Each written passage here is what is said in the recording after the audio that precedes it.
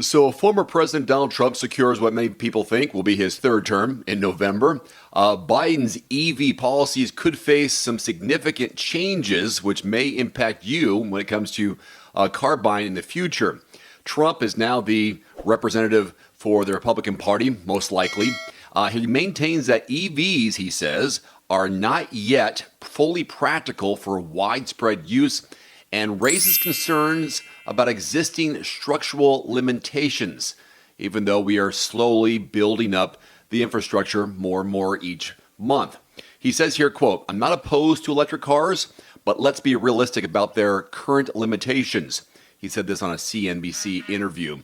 Issues like range, cost, and production locations need to be addressed. Not sure what they need to be addressed or how, but we're always constantly looking at range, cost, and production. Now, Trump's past characterizations of EVs as a, quote, hoax, and his warnings of potential negative impacts on the auto industry and jobs have drawn a lot of attention. Maybe it draws your attention.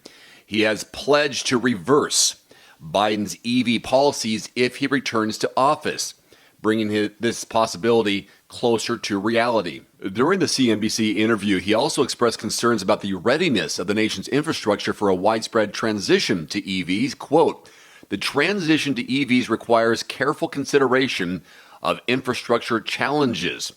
For the automotive industry and the future of EVs, Trump's stance presents both opportunities and challenges.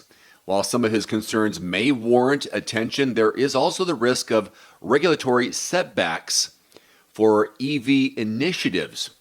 Of particular concern is the potential for a rollback of federal support for EV infrastructure projects, including initiatives like the federal EV tax credit and funding from the bipartisan infrastructure law.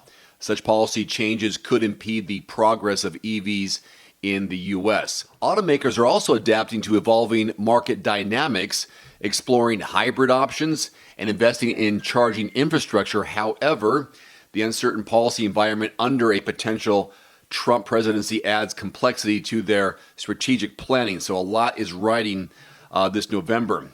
As this approaches the November election, the trajectory of EV policies in America remains uncertain.